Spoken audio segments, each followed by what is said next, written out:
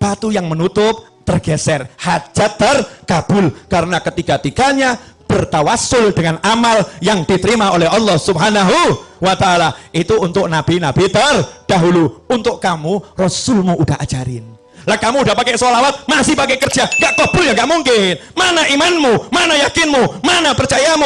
Jangan percaya dengan fata morgana. Pekerjaan itu fata morgana, perencanaan itu fata morgana, ajaran nabimu itu nyata, saudara-saudara. Allahumma sholli ala Muhammad, ya Rabbi sholli alaihi wasallam. Ini judulnya sekarang kan numpang sholawat, numpang sukses lewat sholawat. Singkat, pendek, 3 menit selesai. Tapi nanti pulang langsung praktek. Yang pengen beli mobil, kabul. Pengen beli rumah, kabul. Yang mau ngelamar anak Pak Kapolsek, kabul. Yang mau ngelamar anak presiden, kabul. Ngelamar atau? Ngelamar, kabul. Perkara ditolak, wallahu alam. Ngelamar Pak ya. Tapi udah berani ngelamar gitu kan, kabul. Yang mau punya hajat A sampai Z, kabul. Yakin. Kalau jurus ini Anda pakai, hati-hati. Akhir zaman ini ada yang menghembuskan ajaran yang mengatakan jangan cari akhirat dengan dunia dan jangan cari dunia dengan akhirat. Kamu nggak boleh pakai sholawat untuk urusan dunia. Kamu nggak boleh pakai wirid untuk urusan dunia. Kamu nggak boleh pakai yang namanya zikir untuk urusan dunia. Lihat itu, Rasul bersabda, siapa yang hijrahnya kepada dunia, dia hanya akan dapatkan dunia dan wanita yang dia nikahi. Hijrah saja, kalau nggak untuk Allah, nggak dapat apa-apa. Masya Allah, ini pemahaman sesat dan menyesatkan.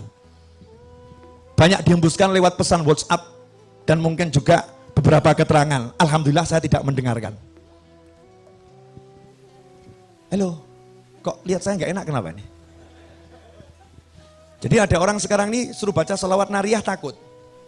Suruh baca munjiah takut. Kamu mau beli mobil baca nariyah. Ngomong, Habib, apa nggak musyrik? Apa nggak cinta dunia itu, Habib? Masa selawat buat beli mobil? Selawat kan buat dapat syafaat. Selawat kan buat dapat syafaat, bukan buat dapat mobil. Masya Allah. Koplak ini. Ini gagal paham tingkat tinggi. Gagal paham tingkat tinggi. Sholawat itu jangan kamu batasi dengan satu kata syafaat. Syafaat itu salah satu bagian dari manfaat sholawat. Tapi di antara manfaat sholawat saya jabarkan 3 menit. Perkara 3 menitnya melar jadi 30. Wallahu a'lam. Boleh ya? Coba saya jawab pertanyaan saya dengan jujur. Kalau Anda pengen sesuatu urusan dunia, pengen mobil, pengen rumah, pengen punya pasangan hidup, pengen punya apapun yang ada di dunia ini, mintanya ke siapa? Mintanya ke siapa? Jawab yang keras, mintanya ke siapa? Allah, betul?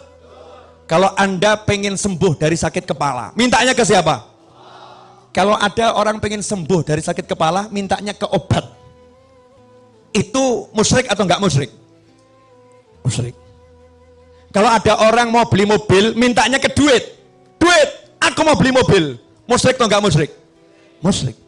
Ada orang mau sukses, mintanya dengan perencanaannya. Musyrik atau mukmin? Musyrik. Semua harus berawal dari Allah Subhanahu wa ta'ala. Sakit kepala, ada obat, pengen sembuh. Allahumma sembuhkan sakit kepala saya, ambil obatnya. Tahu ini sarana, diminum dengan minta kekuatan dari Allah. Bismillahirrahmanirrahim. Betul? Kalau mau beli mobil, minta sama Allah, ya Allah beri saya mobil. Ambil duitnya, berangkat ke toko, beli mobil. Tapi mintanya pada Allah Subhanahu wa ta'ala. Betul atau betul? Pertanyaan selanjutnya, kamu mau beli mobil, tapi duitnya nggak cukup. Maju atau mundur?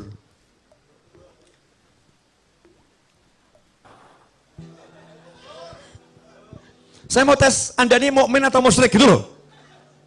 Kalau kamu mau beli mobil, tapi duitmu nggak cukup, kurang 200 juta, nggak nanggung ya. Lah punyanya berapa? 10.000. Punya 10.000, mau beli mobil harga 200 juta, 10.000. Kurang 200 juta, maju atau mundur? Mintanya ke siapa? Mintanya ke Suruh minta sama Allah kok mundur. Justru karena kamu nggak punya, kamu minta sama Allah. Bilang sama Allah, ya Allah, ini uang 10.000 ya Allah. 10.000 ini nggak bisa dibuat beli apa-apa. Kalau nggak kamu izinkan beli apa-apa. Tapi kalau engkau izinkan ya Allah, 10.000 ini bisa dapat mobil 200 juta ya Allah. Ya Allah, tolong beri saya mobil yang satu itu ya Allah. Harga 200 juta, 10.000 rupiah. Amin. Kantongin. Allahumma mobil. Terus keluar. Jalan ke showroom. Istrinya bilang apa? Stres atau normal? Stres. Betul kan?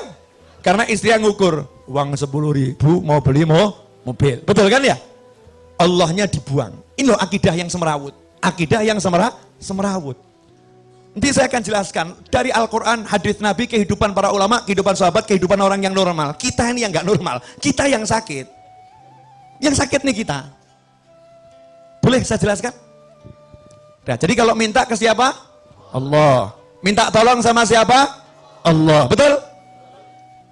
Kalau minta sama Allah dengan muji-muji Allah.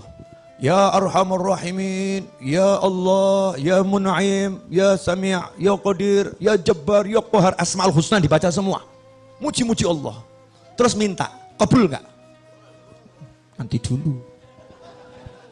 Kamu minta ke Allah dengan semua pujian yang dibaca oleh malaikat muqarrabin dan dibaca anbiya wal mursalin dan yang belum diturunkan ke muka bumi. Kalau tidak kamu awali sholawat, tidak kamu tutup dengan sholawat, ditolak oleh Allah Subhanahu wa ta'ala.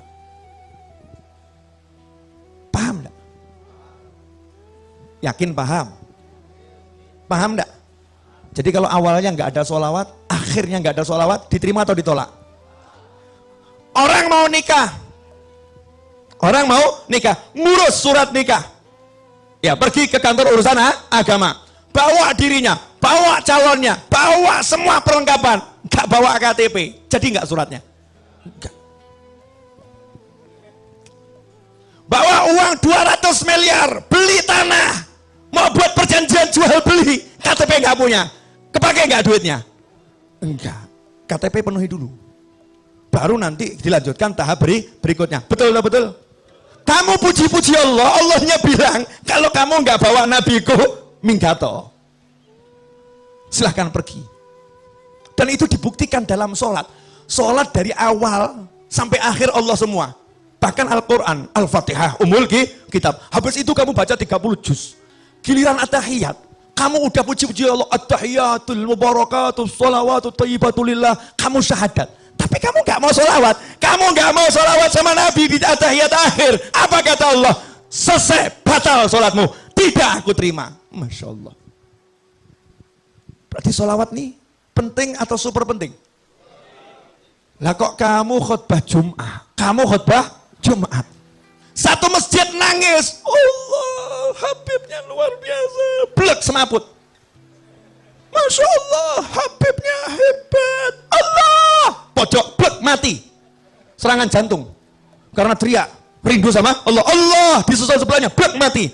Hari itu dalam khutbah Jumat, 50 korban nyawa melayang. Karena rindu sama Allah.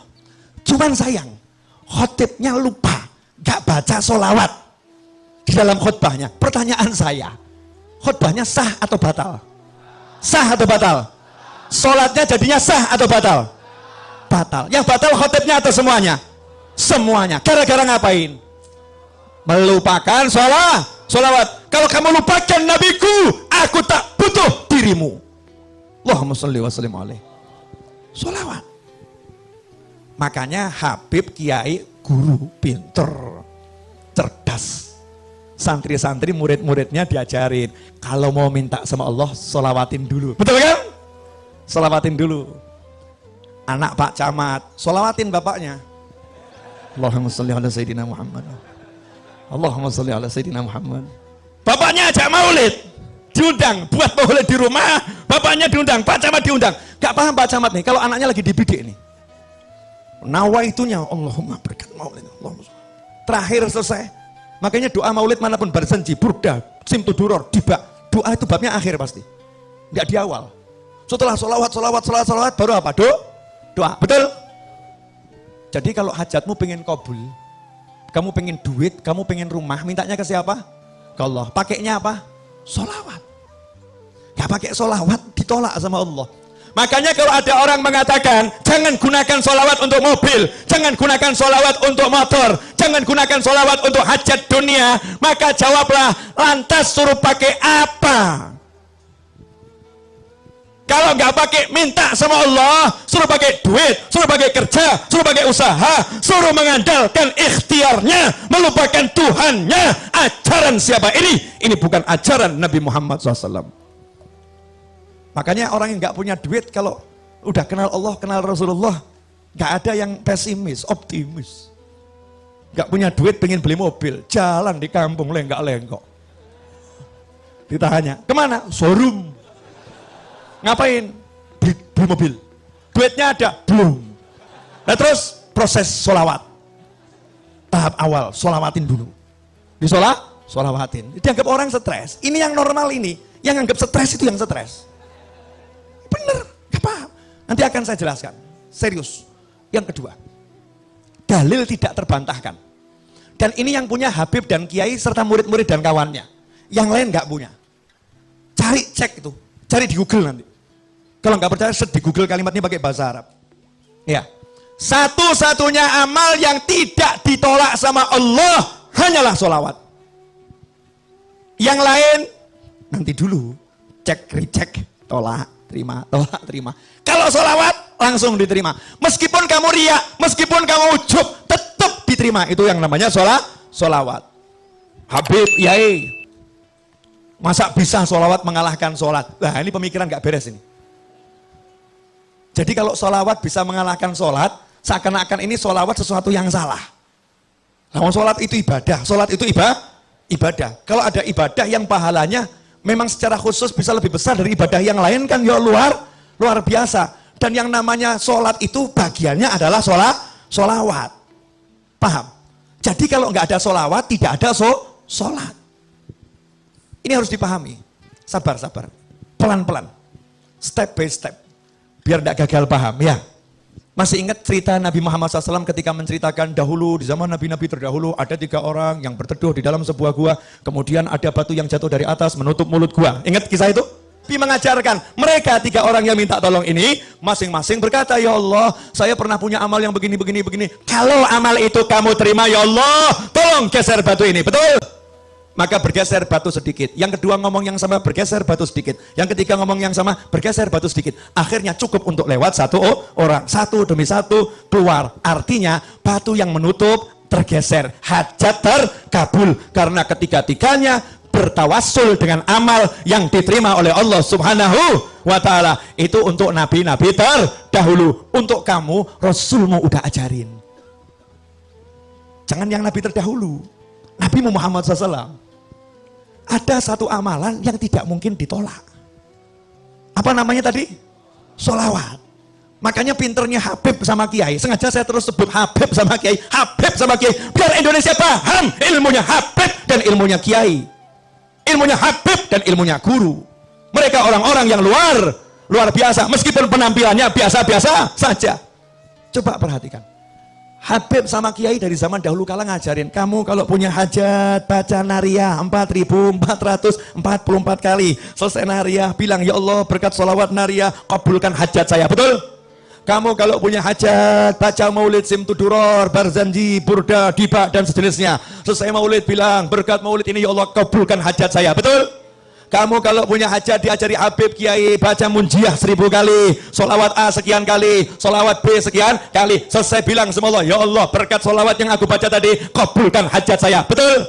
Sholawatnya akan bekerja. Lalu kalau Nabi yang terdahulu saja umatnya di dalam gua nggak ngapa-ngapain, diem saja, gerak sendiri. Lah kamu udah pakai sholawat, masih pakai kerja, nggak kabul ya nggak mungkin. Mana imanmu, mana yakinmu, mana percayamu? Jangan percaya dengan fata morgana. Pekerjaan itu fata morgana, perencanaan itu fata morgana, ajaran nabimu itu nyata, saudara-saudara. Ada yang masih ngeyel, mungkin nonton orangnya. Sebentar. Masih belum puas. Oke, satu lagi. Yang di rumah tuh masih belum puas dalilnya. Wa may yattaqillaha yaj'al lahu makhrajan wa yarzuqhu min haitsu la yahtasib. Siapa takwa kepada Allah, Allah akan selalu memberikan solusi untuk masalahnya. Apapun itu masalahnya. Wa yarzuqhu min haitsu la yahtasib. Dan Allah akan selalu memberinya surprise rezeki. Rezekinya surprise, rezekinya kejutan. Tidak bisa difikir dari mana datangnya. Tahu-tahu muncul. Itu namanya min haitsu la yahtasib. Bahasa kerennya surprise. Itu kerennya. Rezekinya surprise. Ayatnya itu. Lihat asbabun nuzulnya. Asbabun nuzulnya tentang suami istri yang anaknya tertawan oleh musuh. Terus suami istri ini menghadap Nabi Muhammad SAW. Terus ngomong sama Nabi, anak saya ditawan musuh. Apakah Nabi kirim pasukan untuk membebaskannya? Apakah Nabi mengatakan, satu sahabatku nyawanya seperti nyawa seluruh umatku, maka akan kukerahkan seluruh pasukan untuk bebaskan anakmu? Apakah seperti itu? Enggak. Nabi mengajari, pulanglah kamu ke rumah, ajak istrimu, bacalah haula wala quwata illa billah. Maka sang suami pulang ke rumah. Sampai di rumah istrinya dikasih tahu. Apa jawaban istri yang solihah? Masya Allah, petunjuk yang luar biasa. Ini anaknya ditawan. Nabi nggak kirim pasukan. Nabi nggak kirim pasukan khusus. Nabi tidak buat perencanaan untuk pembebasan secara zahir. Tapi Nabi ngajari ngucap la haula wala quwata illa billah. Istri ini mengatakan, ini cara yang paling hebat. Ini petunjuk yang luar biasa. Sekarang suami pergi ke tempat kiai, pergi ke tempat habib, penuh dengan yang namanya masalah. Kemudian diajar Kiai Habib, baca Simtudurar di rumahmu setiap malam Jumat, akan selesai masalahmu. Pulang ke rumah, ngomong sama istri. Istrinya menjawab, maulid lagi. Urusannya duit kok suruh baca maulid. Urusannya utang gak selesai kok suruh baca maulid. Na'udzubillah, amin. Mana perencanaanmu? Mana strategimu? Rasulullah enggak membuat strategi, sahabatnya tidak suruh membuat strategi, suruh duduk zikir kepada ilahi Rabbi. Hasilnya subuh, ketok pintu rumah, anaknya datang, assalamualaikum, rangkulan nangis. Anaknya datang bawa kambing sebanyak sejumlah lembah itu ya, lembah. Di riwayat yang lain kuda sebanyak itu, Masya Allah. Maka sang ayah ini langsung ngadep ke Rasulullah SAW. Ya Rasulullah, anak saya udah pulang, selamat, bahkan bawa rampasan perang. Ternyata anaknya ketika ditawan, yang nawan dibuat tidur sama Allah. Kemudian anaknya bisa melepaskan ikatannya. Anaknya kemudian melarikan diri. Dan ternyata kambingnya saat itu, dan atau kudanya saat itu, semua ikut sama anak tersebut ke Madinah Nabi Muhammad SAW. Sehingga sampai depan pintu, orang tuanya bahagia, anaknya bahagia, kambingnya juga bahagia. Kambingnya hijroni. Dari tangan orang kafir ke tangan muslimin. Apa kata Nabi? Muncullah itu turun ayat, wa may yattaqillaha yaj'al lahu makhrajan wa yarzuqhu min haitsu la yahtasib. Makanya kalau kamu pengen solusi, kamu pengen rezeki, jalannya takwa. Dan salah satu jalan takwa yang terbaik adalah sholawat pada Nabi Muhammad sallallahu alaihi wasallam. Makanya kalau ada orang mengatakan jangan jadikan sholawat untuk cari dunia, orang ini tidak paham ilmunya Allah dan Nabi Muhammad SAW. Justru kalau kamu butuh dunia, pakailah akhiratmu, pakailah Allahmu. Itu namanya orang yang mengandalkan Allah Subhanahu wa ta'ala. Jelas semuanya? Alhamdulillah.